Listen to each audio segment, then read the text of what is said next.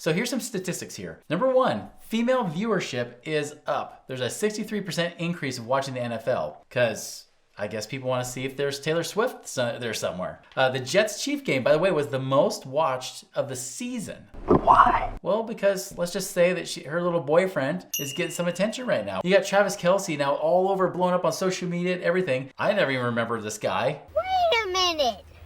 Who are you? I don't even remember anything about him, and I've watched ESPN and things like that, and I don't even remember his name ever coming up until Taylor Swift. On top of that, the NFL is loving her. There's a 400% spike in jersey sales. Also, ticket sales have tripled for the Chiefs since she's gotten into this picture here with Travis Kelce. And now ever since he started dating her, the podcast he's done with his brother has become #1. Oh my God! Wow! Maybe he just set up a situation and say, listen, I'll pay you to be my boyfriend. Maybe this is like the Can't Buy Me Love from the 1980s movie, right? If you guys remember that movie? Maybe it's this Can't Buy Me Love where now he's trying to buy some love, so to speak, and get some popularity because whatever he's doing, it's working. In fact, let's go ahead and watch a clip from his podcast where they're actually talking about this very thing. We got to talk about it. Yeah, my personal life that's not so personal. Yeah, well. I did this to myself, Jason. I know this. Well, Trav, how's it feel that Taylor Swift has finally put you on the map? Is there any truth to this? I don't even know how to answer that. Well, there you go. He's, like he said, he's on the map, right? All thanks to Taylor Swift, who's got this wonderful reputation, and now it's rubbing off on Travis. So now there's this whole trending topic happening where Taylor Swift's now put Travis Kelce on the map for the very first time. Did you hear that Taylor Swift has a new boyfriend? Who? Some guy, he plays for like some sport in like the NFL or...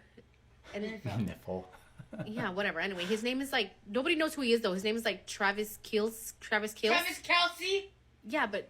The man who helped the Chiefs get 2 Super Bowl rings is not a nobody. Okay, well, maybe... You obviously don't want the NFL in the Super Bowl. Anyway, so this is going to be very good for his freaking career. Like, he's literally going to be put on the map. He's had a good career in the nipple. In the nipple. Touchdown in the nipple. Lord. Anyway, so he had... Specific, request, but she got this woman up. Isn't that good for him, though? Fucking woman.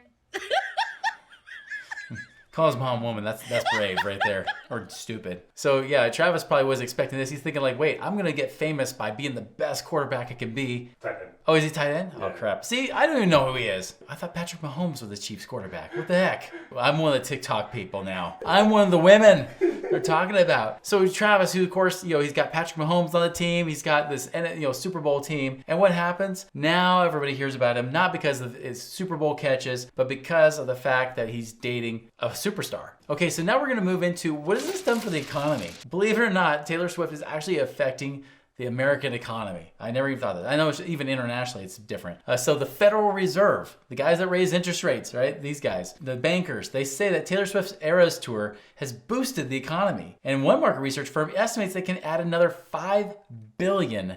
That's 5 with a B, guys. $5 billion in the economy thanks to her tour that she's on. So here's what they're saying, like cities like Chicago. Chicago had actually broken record to set a city record for occupied hotels thanks in part to Taylor Swift's 3 sold-out concerts that she had. I was just there in Chicago last year. I remember how crazy packed it was because I ran the Chicago Marathon. And surprisingly, even though that was a packed city, freaking Taylor Swift shows up and more people show up. I mean, that's mind-blowing to me. Like 40,000 runners show up with all their family and friends. Oh no, Taylor Swift shows up and then people really turn out for the city. That's blowing my mind that's even affecting it. Imagine what that's doing to businesses, even the restaurants and that industry around there, not just to mention the hotels, right? But everybody else, even Airbnbs and Ubers and everything else. The whole economy just booms because Taylor Swift shows up. So let me go a little bit more on the statistics too. It says the Eras Tour has grossed more than $300 million so far,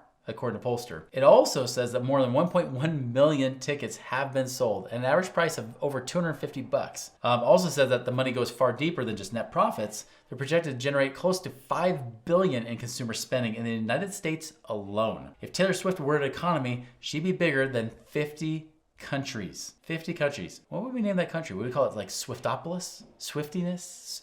Swiftia? I don't know what we call it, right? But that's a pretty dang big country, isn't it? Okay, so what are the lessons we can take from her success right now? Number one is that she's generating a lot of freaking income. Some of it even passive income through the royalties that she's receiving. Remember, her music career, obviously just even having her downloads, they said 80% increase in the downloads that she had for her music. She gets paid from that. From all that traffic, she's getting paid from that. Also, think about the merchandise. All the merchandise that they're selling on those tours, huge. Remember, they're spending double what they expected. Some of that was their outfits. And then, not to mention movies. I even saw her in a cameo in a movie once where she got literally hit by, I can't say what she did because it would be a spoiler alert, but she was even in a movie recently, like just for a little bit. Who knows how much she got paid? And just because of the fact that she's bringing in more money, now allows her to charge more money when she goes to do these kind of things. I mean, it goes on and on. She also knows her worth. I think this is so important because many of us, remember I talked about us being mere mortals at the beginning of this, right? But let's be honest, like we all have this unique worth. We're all worth something. Her worth, she definitely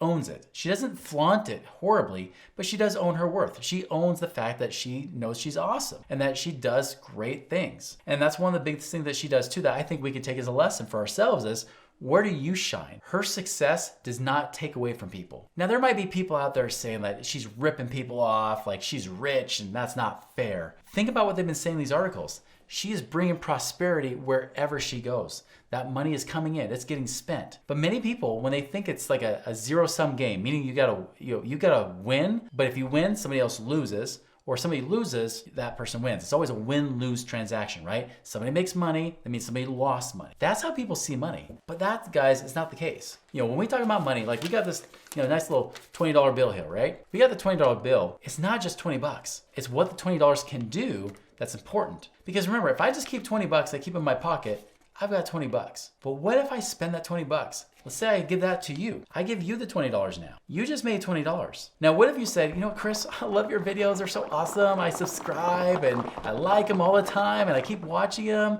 And you're gonna keep doing that too, right? Ding. You keep doing that kind of stuff. And then maybe I make 20 bucks. And so I get paid back. It doesn't even have to come out of your pocket, but somebody pays me 20 bucks too. Now I made $20. The cool thing is I paid you 20, you paid me 20 indirectly, right? And guess what? We made 40 from the same $20 bill. It's the same thing. An employer pays you for work at your job. If you just held on to that money, it dies with you, right? That's it. It does nothing. There's no life to it. But when you have that money flow, that cash flow, right, that we talk about so much, you have that $20 and then you go spend that at the store. Well, guess what? That pays not just the grocery store, it's paying the employees there, it's paying the suppliers that provide the food and everything else. It goes out to them. And then those employees, they go home and they spend the money too. They might even spend it for that stuff. It goes to the farmers, everybody else, and they spend money. Again, that money comes back around. The faster we spend money, the more that everybody makes. If you want a depression, like the Great Depression, just do what they did back then. Everybody was so scared about not having enough money. What did? They put it in their pocket and they put it away, didn't want to spend it. And guess what? When you don't spend money, they don't get paid. And if they don't get paid, they won't spend money and therefore you won't get paid. That's the difference between a recession and a depression. Recession, your neighbor gets laid off. In a depression, you get laid off. That's the difference, guys, is that money, that exchange is what creates wealth. Taylor Swift coming into those areas, getting people to spend that money, created more exchange. All those people got paid. Now, as long as those people also spend money, guess what? Everybody's getting paid. That's why the stimulus checks, they're trying to stimulate the economy for that very reason, to stimulate everything so that everyone makes more. That is how you make an economy grow, not by throwing in more money from the government. We don't need more money from the government. All we need people to do is be like Taylor Swift. We just need people to go in, use their genius, do it in an amazing way, employ people, and create more jobs, and then that is what creates more exchange. When people feel free and they're making money, they're willing to spend money, and when people are willing to spend money, they make more money. That is the key to a successful economy. It's about what you produce, not what somebody pays you. So guess what? Not only does Taylor Swift have the secrets of how to create wealth and make money, but we do too on Money Ripple's channel. Check out this next video.